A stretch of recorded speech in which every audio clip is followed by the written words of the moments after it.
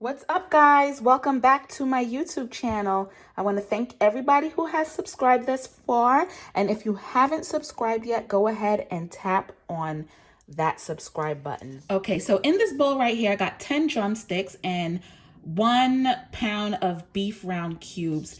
These are drumsticks that have the skin already removed, and I washed and prepped this meat already. I've got half a large onion over here, and that's chopped and diced. 2 carrots that are cut into coins. I got thyme and scallion in this little bundle right here. Excuse my ash, of course, I just washed my hands. I've got a can of dry pigeon peas. You can use any brand that you like. I'm supporting this brand right now. This is also a can of coconut milk. I have my green seasoning here, of course, because every good recipe starts out with green seasoning. And if you want this recipe, I'm going to put the link to my green seasoning in the description box. So make sure that you tap on the link in the description box for this recipe right after you go ahead and hit that subscribe button. I have 3 cups of parboiled rice. Use parboiled rice for this because it draws less moisture. I have adobo. I have garlic powder right here. You know, I feel like garlic powder just literally goes in about everything. I got onion powder here. And I also have some chicken seasoning. I love this chicken seasoning. And last but not least, I have half a cup of brown sugar, and you want to use this kind of brown sugar. Let's get close. Look at these crystals. This is not just any old brown sugar. This is turbinado brown sugar. So you always want to make sure you're using the brown sugar that looks like this. I have 1/3 cup of corn oil. You can use corn oil, canola oil, or coconut oil.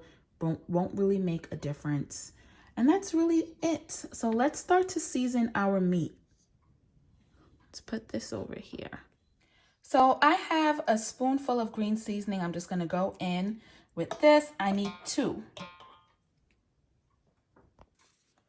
Next up, we have our all-purpose seasoning. I'm going to put a teaspoon. I want you to grab your chicken seasoning and just add a teaspoon. I'm adding in my onion powder and my garlic powder. And then all we're going to do is just massage it into the chicken and the meat.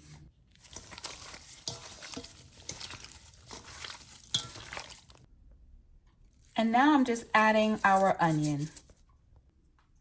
Now this step is completely optional, but I made a mistake and bought 2 large jars of minced garlic, and I need to get rid of it. So be prepared to see a lot of garlic in my recipes going forward because I got to get rid of all this garlic. So I'm just going to put a heaping teaspoon of minced garlic in there. So I got this huge pot. I found this pot actually in the supermarket. I think it's super fresh in Baldwin if you're in the New York area. I got this really large pot, and in order to make this dish, you really do want to use a wide pot just like this because I don't even think it's possible to make a small pot of pilau. So just use this. I'm heating up the pot. I have the fire on low medium. It's like on number 3 on the stove. So I'm just going to let the water evaporate, and then we're going to add our oil and caramelize our brown sugar. So get ready for that. I have gone ahead and added my oil, and I'm getting ready to put the brown sugar in. I'm going to teach you exactly how to caramelize this brown sugar. You are not going to burn it because if you burn it, your dish is going to be bitter. So we're only going to caramelize it. We're going to wait until it starts to foam up and start to turn an orangey, bubbly type appearance, and then we'll add the chicken. So our sugar is in here. Our fire is on medium. And what we're waiting for is for the sugar to melt.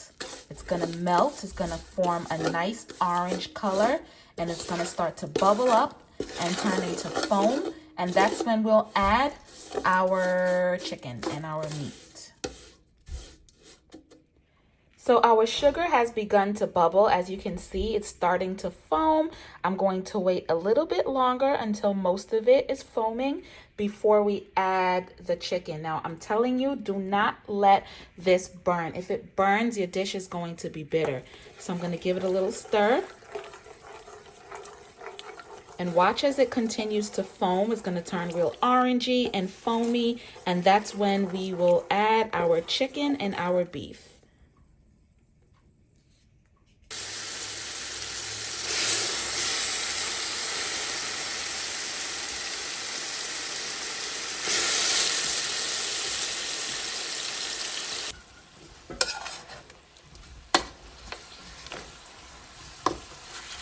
So all I'm doing is just making sure the sugar gets evenly coated on all pieces of meat.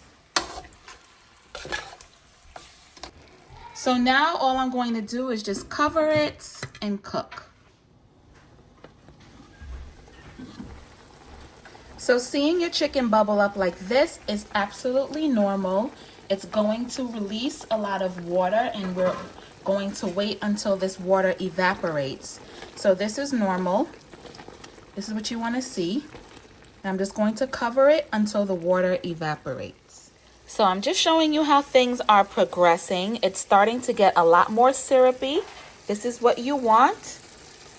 And when the syrup is almost all evaporated, that's when we're going to add our peas, our rice, our carrots, and all that good stuff. All right, so here we are. Look.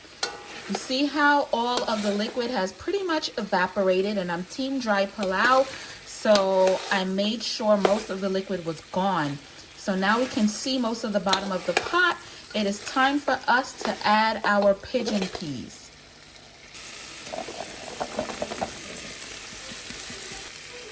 I have a can of coconut milk, and I'm just going to slowly begin pouring. All right, so we added our coconut milk. I'm adding 2 cups of water as well. So I added the water. I also added the rice.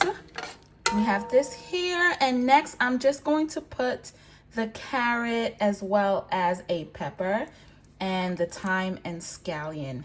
Then we're going to cover it. You can add a little bit of salt to it. Sometimes I add a teaspoon of salt as well. A small spoon of butter. All right, so it's been about 45 minutes, and this is our finished product.